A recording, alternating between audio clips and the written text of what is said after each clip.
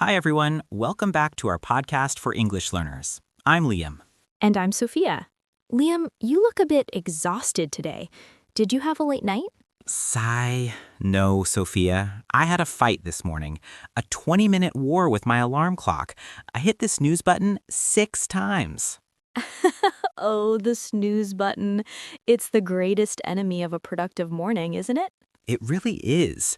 I tell myself every night, tomorrow I will wake up at 6 a.m. and study English. But when 6 a.m. comes, my bed feels like a warm cloud and my brain says, 5 more minutes won't hurt. That is the perfect example of a lack of willpower. You're listening to your current self instead of your future self. My future self wants to be fluent in English. My current self just wants to sleep. Today, we are talking about self-discipline. Many people think discipline is like a punishment, but it's actually the key to freedom. Freedom? That sounds like the opposite of discipline. If you have the discipline to save money, you have the freedom to travel. If you have the discipline to study, you have the freedom to speak to the world. Let's look at 4 stories to see how this works. First, let's go back to a famous scientific experiment from the 1970s. A group of children was put in a room, and each child was given 1 marshmallow. Just one?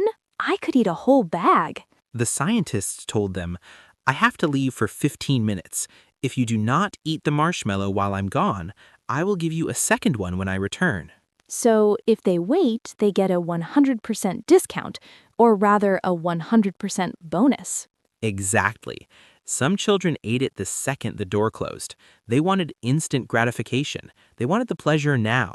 And the others? Some children covered their eyes so they couldn't see the marshmallow. Some sang songs to distract themselves. They used discipline to manage their impulses. Did they get the second marshmallow? They did. And years later, those patient children were more successful, healthier, and had better grades. They learned that waiting is a superpower. Okay, I can wait for a marshmallow, but what about when work is just boring? That's story number 2. An archer named Hiro wanted to be the greatest in Japan. He practiced every day, hitting the center of the target. But after a year, he got bored. He started missing because he was distracted. I get bored with my English grammar books too. It feels repetitive. His teacher noticed this and took away the target. He told Hiro, for the next month, you will shoot your arrows into the empty air. Don't look for a result. Just focus on the movement of your fingers and the air in your lungs.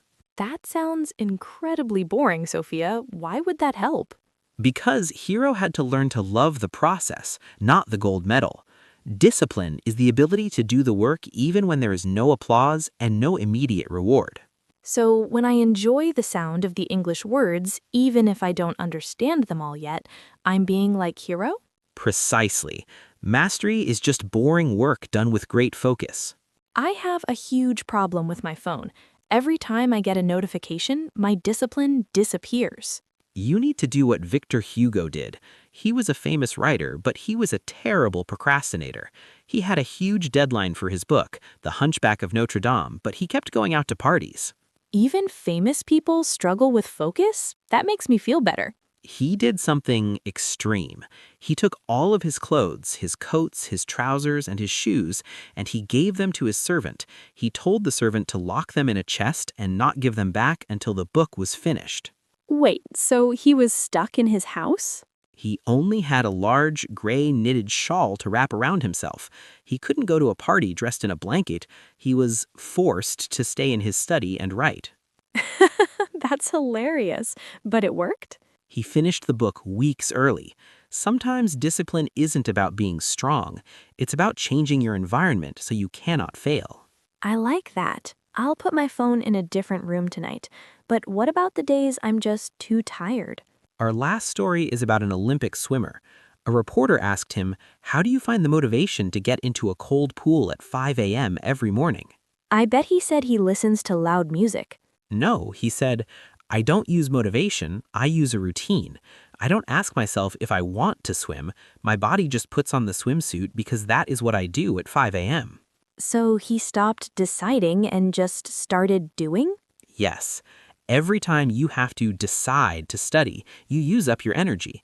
But if it's a habit like brushing your teeth, you don't need discipline anymore. It just happens. Sophia, this has been so helpful.